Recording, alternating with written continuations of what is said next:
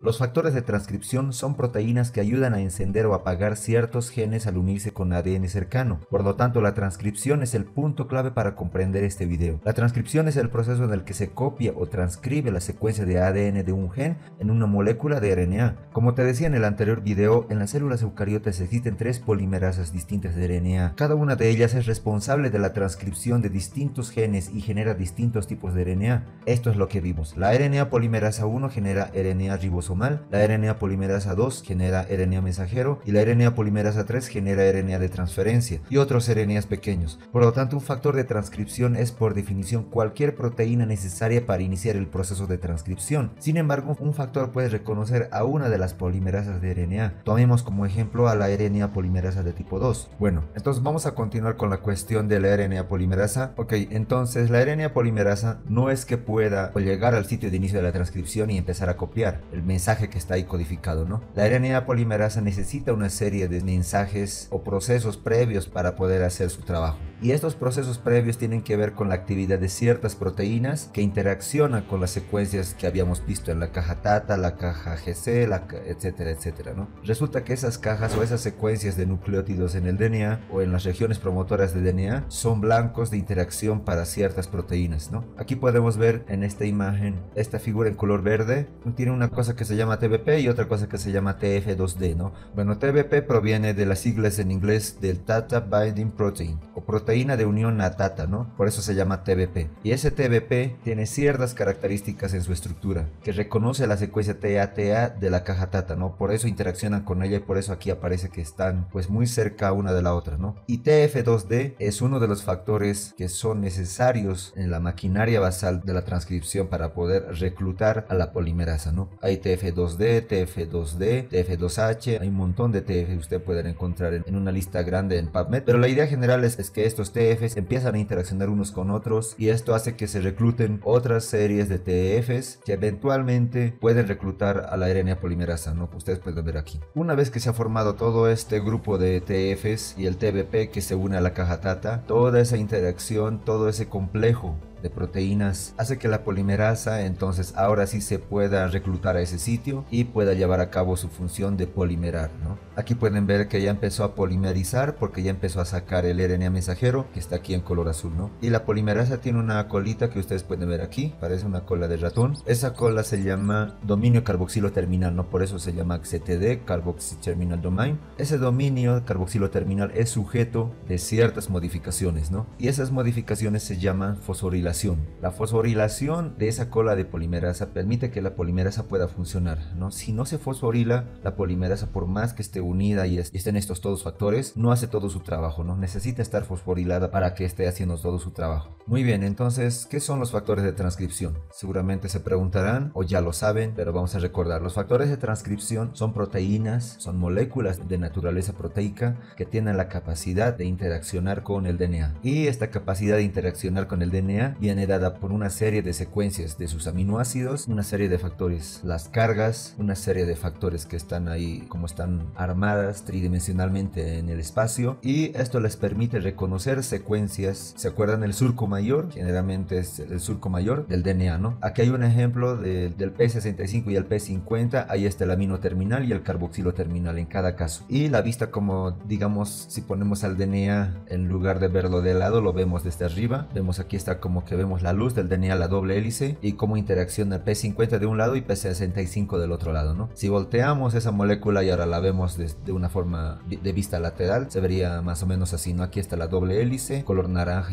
y en color rojo, P50 y P65 interaccionando con el DNA, ¿no? Bueno, esa interacción de DNA permite que entonces ocurran un montón de procesos, ¿no? Hablábamos del reclutamiento de TFs, etcétera. Y bueno, muchas de estas cosas que les estoy comentando son el resultado del trabajo de mucha gente, especialmente del señor Robert Tijan, que es uno de los investigadores que ha aportado mucho más conocimiento al proceso de la regulación de la expresión de los genes. El doctor Tijan trabaja en una universidad de California, en Berkeley, y si tienen oportunidad, pues quiero invitarlos a que vean su página. Tiene unos artículos muy interesantes sobre cómo se expresan los genes y los modelos que él propone, ¿no? Son revolucionarios cada vez que publica algo. Tiene unas técnicas súper sofisticadas para ver cómo interaccionan los factores de transcripción y las regiones regiones enhance, en las regiones promotoras basales, distales, etcétera, ¿no? Y tiene una serie de datos súper interesantes, ¿no? Entonces, Robert D. Young es uno de los pioneros en este tema de la regulación de la expresión de los genes. Entonces, estos son algunos de los modelos de algunos de sus artículos en los que él propone que el DNA se puede formar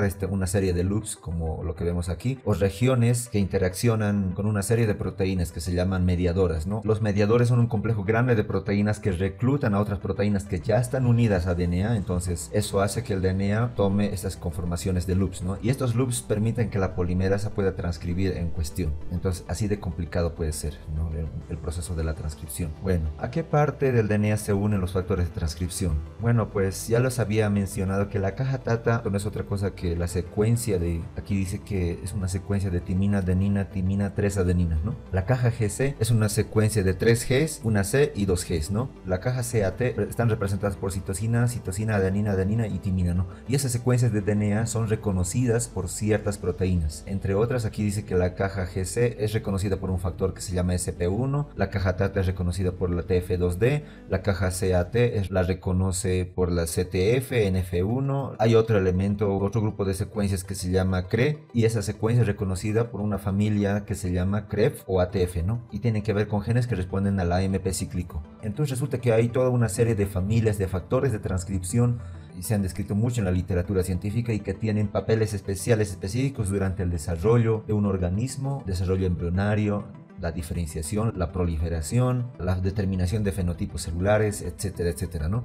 En este cuadro solo les presento algunos de un montón de los que se conocen de estas familias, ¿no? El primer caso, como ustedes pueden ver, es los factores de transcripción de tipo homeodominios, como Hox, POU, Limpax, etcétera, ¿no? Que tiene que ver con especificación neural, desarrollo de la cabeza, desarrollo de la pituitaria, formación del eje embrionario, etcétera, ¿no? Un montón de cosas. La familia BHLH, que se llama hélice vuelta hélice básico, que tiene como representantes a la Maya of D, MIDF, que tiene que ver con especificación nerviosa y muscular, determinación del sexo en las moscas, la pigmentación. Otros como los cierres de leucina básicos, que tiene que ver con la diferenciación hepática, la especificación del fenotipo de células adiposas, en fin, ¿no? Hay un montón de factores. Aquí hay algunos ejemplos de cómo interaccionan estos factores de transcripción con el DNA, ¿no? El caso del panel A, vean ustedes que hay una proteína que se llama cierre de leucinas, porque justamente recuerdan como si fuera un cierre, ¿no? Hay una leucina, luego hay otra leucina, como que conformando un zigzag, entonces parecería que da la impresión de que es un cierre, por eso se llama cierre de leucinas. Y estos cierres de leucinas son proteínas, factores de transcripción que interaccionan con DNA. Vean las múltiples uniones al DNA, ¿no? Están representadas por estos asteriscos en color rosa, ¿no? En el panel B hay otro tipo de factor de transcripción que tiene 2 hélices, una asa y otras 2 hélices, ¿no? Esos factores de transcripción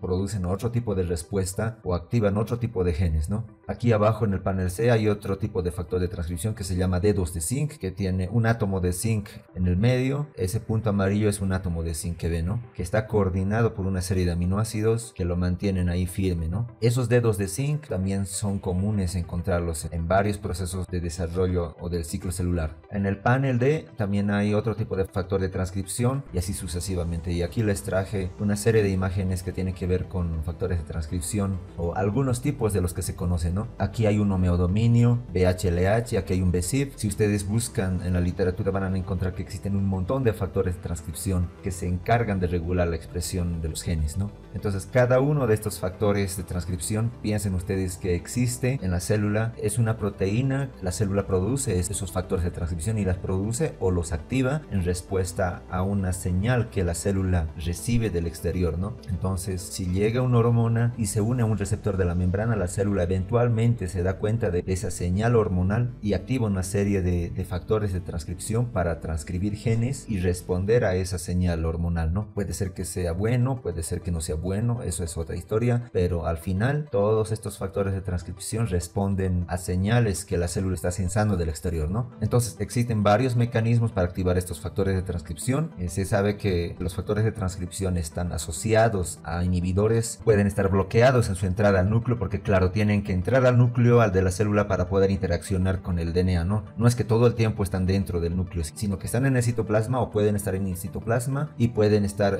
unidos a algo que le impide su entrada entrada al núcleo, ¿no? Cuando la célula recibe una señal, ese bloqueo se va, entonces el factor puede ingresar al núcleo, ¿no? Pueden estar inhibidos, pueden estar fosforilados, esto sin un receptor. Hay algunos factores de transcripción como los receptores ácidos retinoicos que una vez que se les une su ligando se activan y esa activación hace que se transloquen al núcleo, ¿no? Y ahora se vuelven activos. O en este ejemplo vean hasta abajo que parece una estrella que no tiene una señal de fosforilación y después es fosforilado, se vuelve activo y entonces una vez activo puede llevar a cabo sus funciones. Entonces hay un montón de formas que se pueden activar los factores de transcripción. Si ustedes están interesados en leer más o buscar más factores de transcripción y las zonas de DNA que se unen, pues hay un montón de fuentes de información en la red. Aquí yo solamente les puse un par, JASPAR, que es una base de datos muy interesante sobre secuencias en las que reconoce factores de transcripción. Transfac es otra de ellas, también son páginas muy interesantes, ¿no? Bueno, ahora, ¿cómo se sabe la secuencia a la que se unen los factores de transcripción? Bueno, resulta que mucha gente ya se ha puesto a hacer experimentos para ver si yo tengo un factor de transcripción que es un cierre de leucinas y quiero ver a qué de secuencia de DNA se une, ¿no? Si yo cambio las bases de posición, ¿se siguen uniendo o no se unen? O si tengo genes de diferentes especies que responden a ese factor de transcripción, ¿todos tienen la misma secuencia o no? Bueno, en ese sentido se sabe que diferentes secuencias de DNA, aquí pueden ver en esta imagen en azul, una serie de secuencias que representan a la caja TATA, del lado que estoy señalando, dice TAT, AT en el primer caso, ¿no? Vean cómo en la primera posición del primer nucleótido existen puras timinas, excepto en este, y aquí hay una T, y hay una G y dos timinas, ¿no? Entonces a partir de este tipo de información pueden ir armando una tabla de frecuencias, ¿no? De posición. Por ejemplo, estas tablas de posición, estas tablas de frecuencias de posición, las puede uno representar de esta manera, ¿no? Decir, bueno, en la adenina, en la posición número 1, quién está o quién no está, ¿no? Entonces vean ustedes, aquí dice la timina está 82 veces presentes en esa posición. La adenina está 97 veces en esa posición, número 2, ¿no? La timina que sigue está 93 veces presentes y así sucesivamente, ¿no? Entonces uno a partir de esa información o de esas frecuencias de posición pueden crear algo que se conoce como secuencias consenso. Y una secuencia consenso no es otra cosa que más que decir, bueno, TAT o TAA es una secuencia consenso, ¿no? Si ustedes buscan en su gen de interés la caja TATA, puede ser la probabilidad de que encuentren una T en la primera posición de esa caja es de 82%, ¿no? Y después la probabilidad de que encuentren una A es del 97%.